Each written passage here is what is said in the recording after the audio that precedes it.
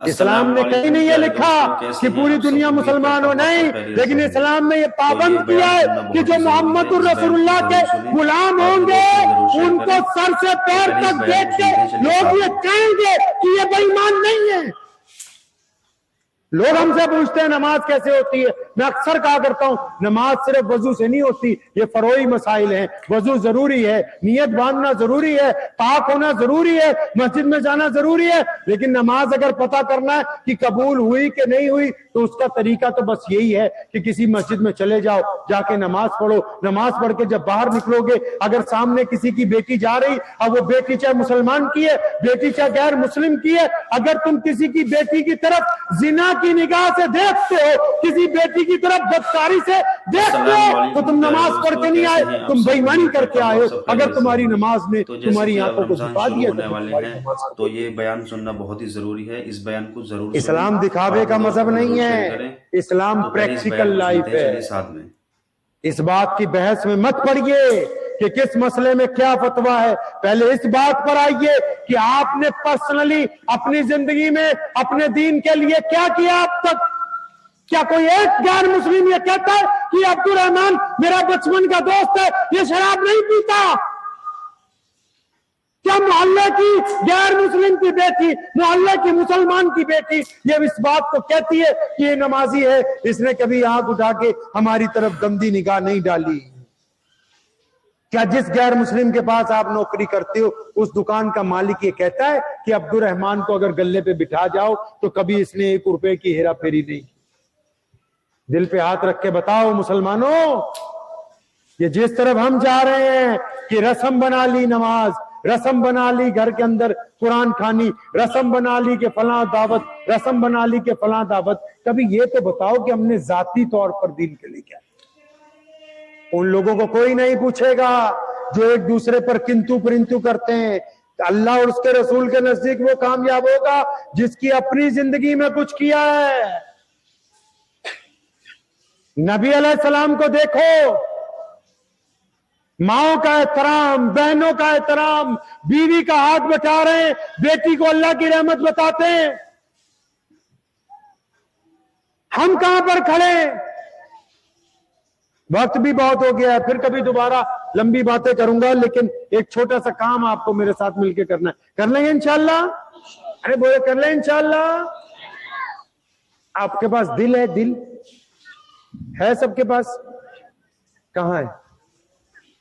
हाथ रख के बताओ भाई कहां है? और भाई हाथ रख लो अल्लाह वालो। चचा हाथ, अच्छा इस तरफ है दिल।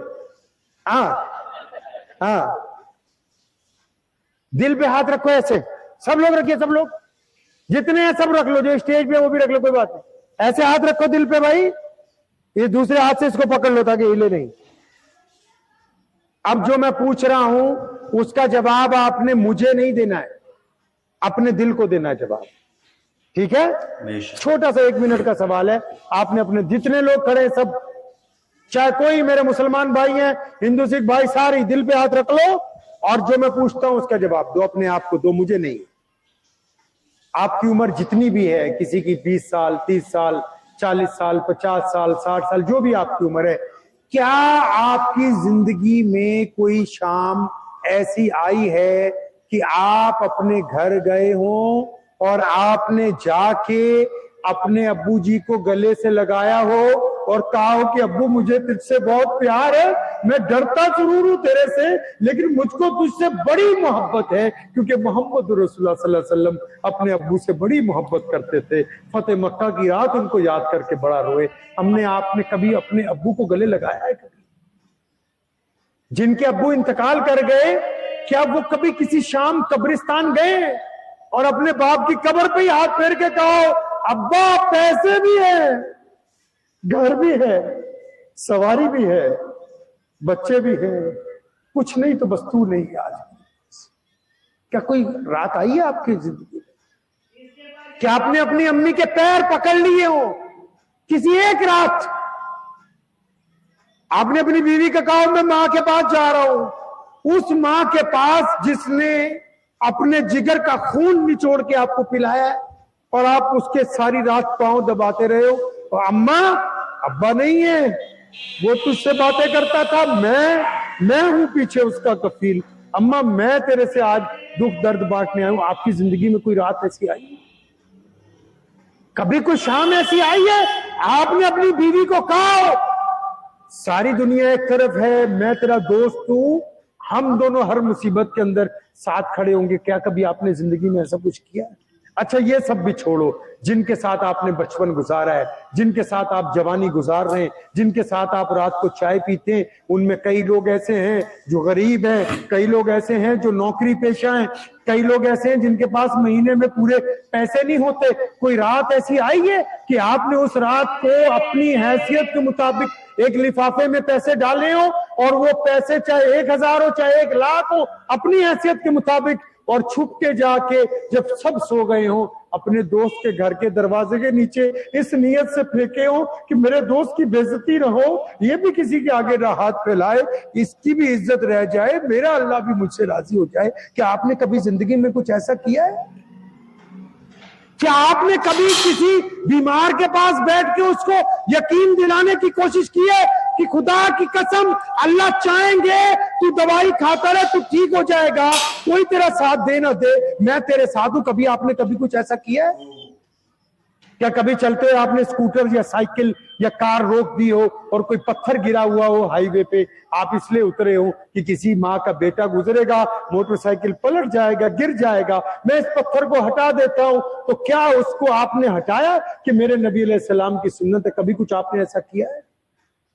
क्या कभी आप किसी भिखारी को पकड़ के किसी होटल पे ले गए कि यार मैं तुझे आज अच्छा खाना खिलाऊं? किसी रोते हुए को हंसाया है कभी? किसी रोते हुए को हंसाया है? आप कहते हैं ना आप मुसलमान, आपका दावा है ना जी हम तो बहुत सारी मस्जिदें रखते हैं, मदरसे रखते हैं, हमारे पास तो बड़ी दावतों का इंतजाम है, हम तो बड़ा बरादरी के, इनमें से कुछ किया आपने?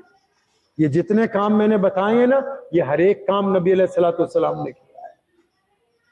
अपने वालिद को भी याद किया है, माँ की कब्र के ऊपर भी जाके रोए हैं, बहनों को सामान दे के घर से रुखसत किया है, माँ के जो दोस्त सहेलियां आई उनके साथ भी खबरगिरी की है, अम्मी खदीजतुल कुबरा के जो बच्चे पहले खामिद करते थे उनके साथ भी रवादारी की है, मजदूर के साथ जाके हल भी चलाया है खेत में, बागीचा भी अजवा खजूर का अपने हाथ से मोहम्मद रसूलुल्लाह ने लगाया, जख्मियों की मरहम पट्टी भी की है, खाना भी खुद बना के अपने घर वालों को खिलाया है, रोते हुओं को इतना हंसाया है कि उनको कफील कर दिया है, नंगों को कपड़े पहनाए हैं, भूखों को खाना खिलाया। मुसलमानों कुछ तो बताओ कि एक बंदा खड़ा होके कि मैं ये काम करता हूं। याद रखो जिंदा कौमें बाकी रहती, अपने पास से इस्लाम में रवाज ना लाओ, खुद क्या कर सकते हो दीन के लिए वो देखो। मस्जिद में इख्तलाफ पैदा करना, मुसलमानों में गिरोह बंदियां पैदा करना, निफाक पैदा करना, फरोई मसाइल को इतनी ताकत से बयान करना कि एक दूसरे के लोग दुश्मन बन जाएं, इससे आपको फायदा होने वाला नहीं, नुकसान होने वाला है।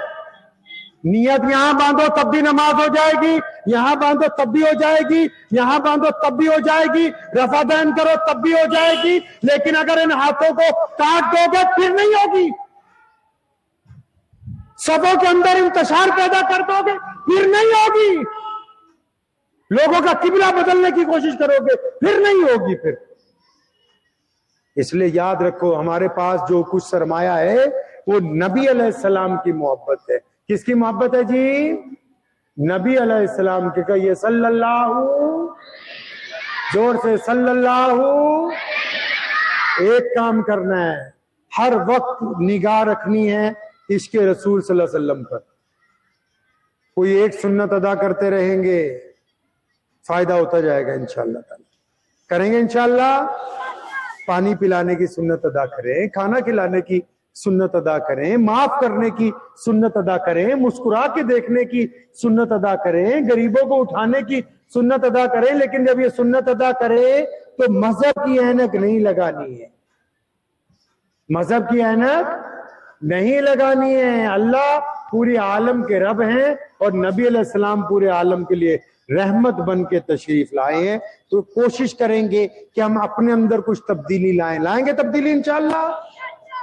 पर्सनली बदलना है अपने आप को। फिर दोबारा हम आपके पास आएंगे इंशाअल्लाह ताला, ये आपसे वादा है। लेकिन कोशिश ये करनी है कि हम निफाक के रास्ते में ना जाएं, इत्तेफाक के रास्ते पे जाएं इंशाअल्लाह।